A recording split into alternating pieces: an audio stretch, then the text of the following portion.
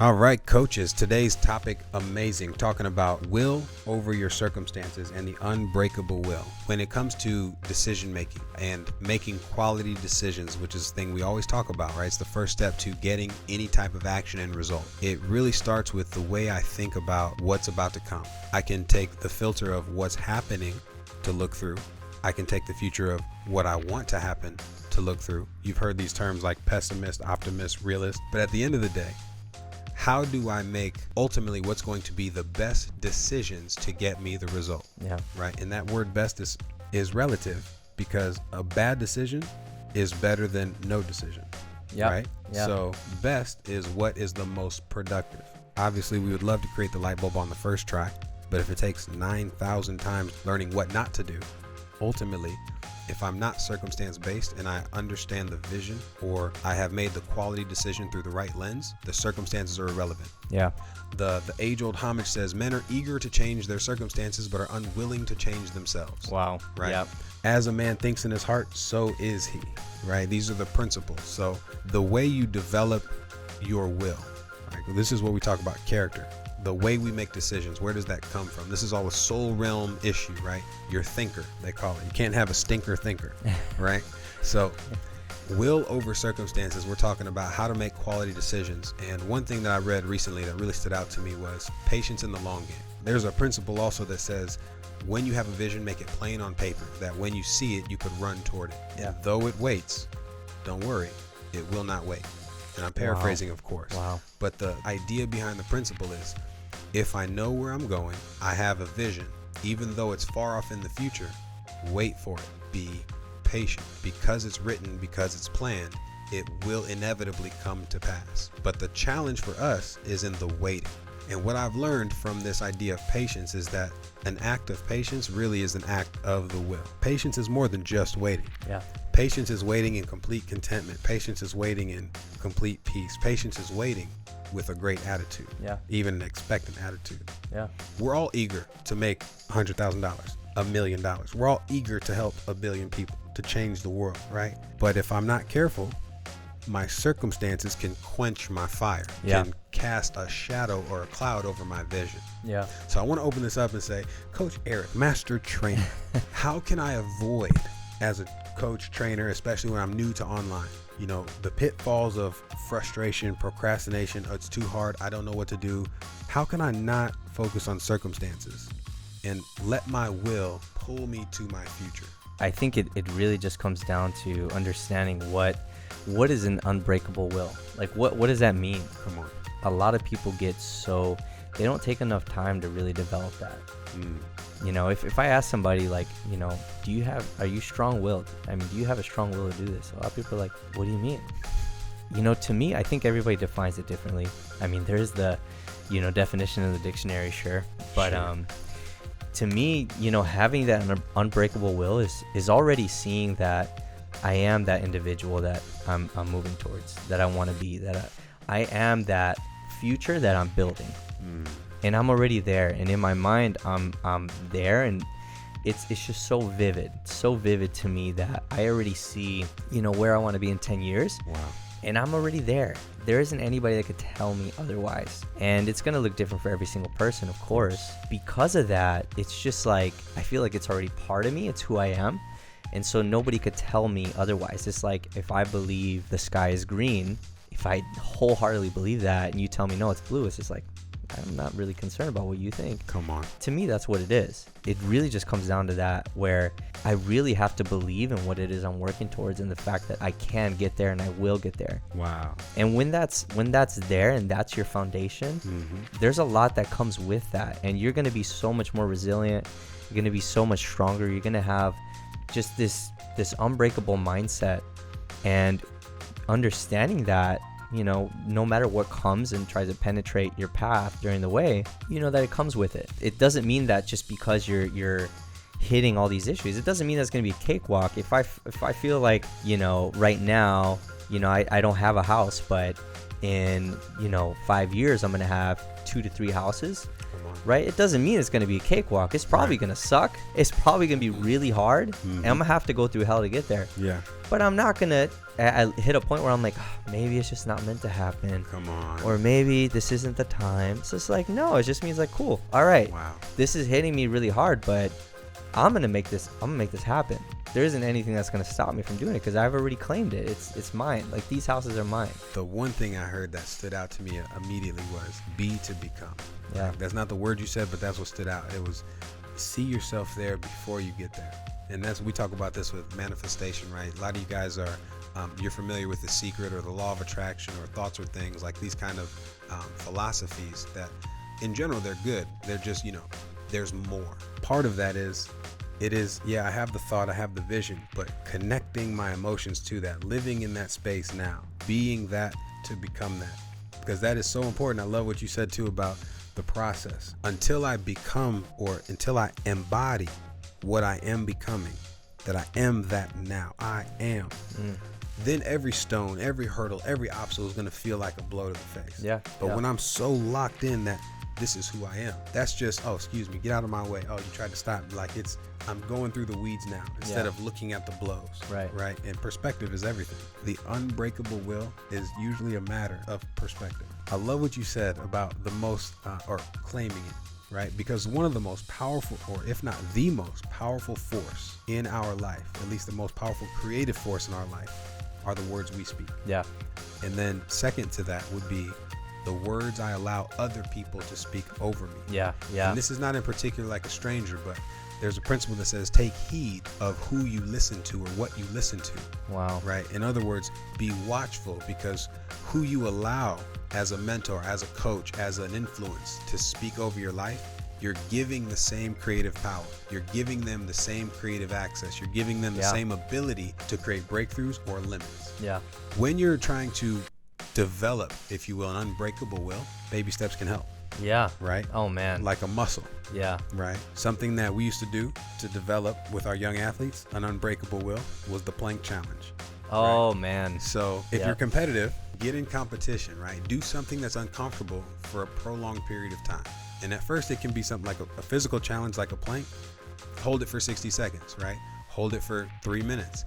Eventually, when we have 5-6 athletes that are, pretty competitive, we're going to do the plank challenge. All right, we've held it for a minute. We've held it for 2 minutes. Now we're going to go until the last person stands. Yeah. The last one's a winner. What has helped you develop a really, really strong will? Like, do you have like vivid things that have happened to really help you develop that? Like, what has been crucial in helping you? Because you, like, I will say, out of everybody that I've ever met, you probably have the most vision. Like, you're just a visionary. Like, you just see all these things you want to do, and you're able to like aim high all the time. And I received that. Thank you. And I love that, because it's not like, oh, I can't do this, or I can't. Just like, what if we did this? What if we did this? And sometimes I'm the one that's like, oh man, we gotta slow down. Like, you're thinking about, but you're able to just aim so high all the time. Like, has that been something that it's been like that since you were a kid? Or were there certain points that kind of helped you develop that? Like, what helped? My wife and I talk about this quite a bit. We probably should do a separate topic on that. We might have to. Real quick, what I can say is this is not uncommon to what we were just talking about. To answer the question, how I developed a more unbreakable will, developing that skill was a big part of it. Especially the ignorance of sharing everything all the time with everyone will get you hurt enough to know what not to do. If you're not careful, you'll get reckless and you will just isolate. You won't share anything with anybody. Yeah. And I've gone through, fortunately, both of those phases where every good idea I was sharing with everybody. It was from the idea as a kid that, oh, you can have $1 million by just having the right idea. Right? That was a concept you heard in the ghetto because that's all they know. They don't teach you like there's actually work you got to put in to sell an idea.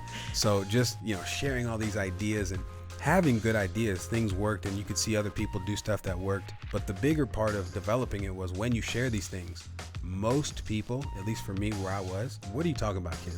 Like, for example, in elementary, I was 8 years old when I started playing football. For the first time, and I had done soccer, karate, maybe a couple other sports, and I would end up doing more sports, but football was the first time that I had a good emotional, physical, de-stressing outlet. So it connected with me. So from that time, 8 years old, no matter when you would have asked me, what is your goal? What are you going to be when you grow up? I had one answer. I'm going to be in the NFL. I'm going to play pro football. Right. well, Jason, if that doesn't work out, it's a small chance. Well, what if it, it was always, what's a plan B? Yeah. And in my head as a kid, it was like, you obviously don't get it. Plan B is football. Like, there's nothing plan else. A is NFL, plan B is pro football. I love that, man. When you talk like that, 8, 9, 10, 11, 12, 13, 14, 15, you're not big enough, you're not fast enough, you're not strong enough, nobody from here does it, no one's ever done it, no one can do it. Like, it's all the naysayers. Eventually, you're going to give up.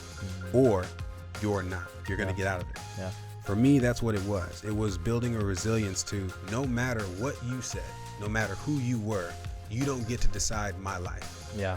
Part of it may have stemmed from like the racial and the violent, background. Sure. Just the need for control and safety, that I don't allow you. I refuse to let you make me something else.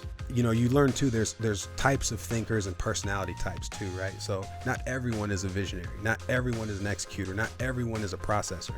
Right. So that being said too, it knows how to play to your strengths. Yeah. My wife is not necessarily a visionary like me.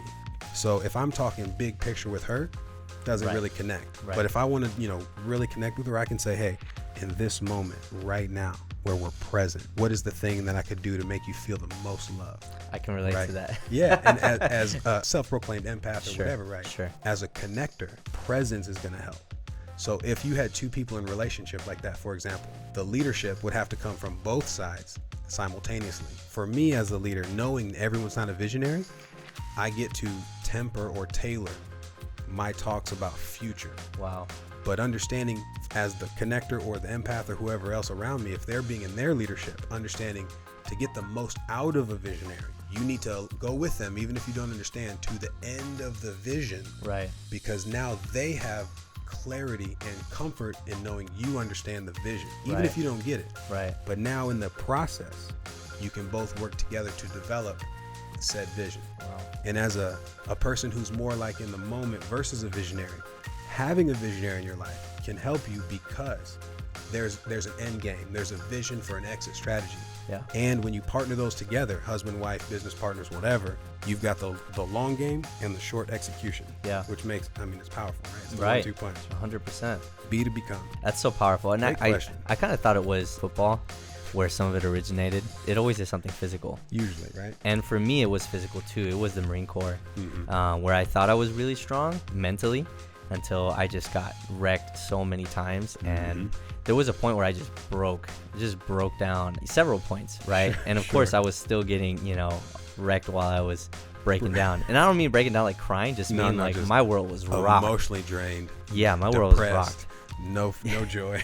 No, everything was I was just rocked. But overcoming that and just realizing that like this wasn't as bad as I thought it was going to be. Like perspective. Yeah. Right? Perspective. Going through it, it was hell. Looking back, you're like, well, I've already gone through worse. It wasn't that bad, actually. It's not that bad. Like, and the worst things got in my time in the Marine Corps, it just really wasn't that bad. This is why it's funny, and I've told you this story. I was a little sadistic with some of my friends where we would love being miserable, and we would make, we would do some funny stuff sometimes, but funny. Yeah. I'll leave it there. But we would do some funny stuff sometimes. And like our junior Marines would be like, we would be in the worst conditions and they would be like miserable, and we would just be laughing and like just creating this whole, like it'd be the worst circumstances and we'd just be laughing and having a blast, making it fun. And people were like, what is wrong with you guys? But we had the best memories from that, and it really is all perspective. And I think for me, just kind of seeing like there's not a whole lot that I can't overcome because of that. Not everybody has experienced a moment like that yet. Sure. And there are some things that you may have experienced, you just probably haven't pinpointed it yet. So I would encourage you as you go back to figuring out your story, you look at those things, because sometimes it's good to remind yourself in relation to building a business and having a strong will. This is where it really, really matters that you do remember these things. Oh, I got through that. That sucked. That was horrible. You know how many people can go through that? Come on. Not a lot. And I went through that. Why me, right? And this is why it's really cool being a fitness coach, right? Because you're seeing people, oh, this going to the gym isn't that bad. Actually, I can do this. Come on. And they overcome all these different things, right? It's the same thing when it comes to business. Yeah. It's just being able to see that your will can overpower your circumstances. Right. And so you're going to get hit in the face constantly. Yeah. But you will make it. You the will. first couple years are the worst, the hardest. Really in anything, right? Like, nobody was proficient and expert at anything that they started. And this is not to downplay certain things that people go through, right? Like, some of us have some hard stuff in the past. And not to make it, weird or dark, but not to diminish people's emotional and personal experiences. But if you will reflect from a healthy mindset, you're not broken. It didn't break you. Even if it tried to, you're still here. You still have a sound mind. You still have a breath in your lungs and a beat in your heart. That means you get to choose the next moment. And you don't have to choose to be enslaved to a past emotion or a past circumstance, right? So good. Some of us have been through some really trying and traumatic events, but those don't make us. They didn't break us. They don't define us. You get to choose who you're going to become because you have a destiny. And there's a challenge that you are here to resolve. Right? There's a reason you are alive. There's a purpose that you're here with, the call in your heart. Whatever the mission, the assignment, the thing is that's pulling you, even if it's not clear to you yet, the fact that you are here, the fact, especially if you're listening to this, that's evidence that something in you is wanting to break out. And it's your responsibility to lead yourself now and lean into your breakthrough, lean into your victory. And just to finish this off and connect with what you were talking about earlier, visualizing yourself ahead and becoming that. Now it's time to reverse engineer. Take your time, close your eyes, breathe in 10 years ahead as clearly as you can see. What does your air smell like? What is the sounds around? What are the sounds around you? What's the space you're in as clearly as you can see? How does your body feel? The electricity in you. What time of day is it? You're at optimal performance, optimal and peak everything in your life. You're sustainable, you're fit, you're healthy, your money is right, your time is yours. And now start to reverse engineer. How do you make decisions from that point today? How do I eat my breakfast at that point today? How do I work my schedule at that point today, right? This is the mapping. This is how I develop an unbreakable will because I'm focused on my destiny.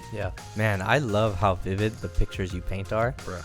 So good. We're going to drop it there. Come on. So make sure that you guys take all of this in, spend some time reflecting, just kind of give yourself some grace looking where you've come and where you are now. Just because you're not necessarily where you want to be yet, right, doesn't mean that you're not going to get there. You're not working towards it. You are not your circumstance, coach. That's right. You will overcome. Thank you guys for tuning in. We'll see you guys in the next one. Next one.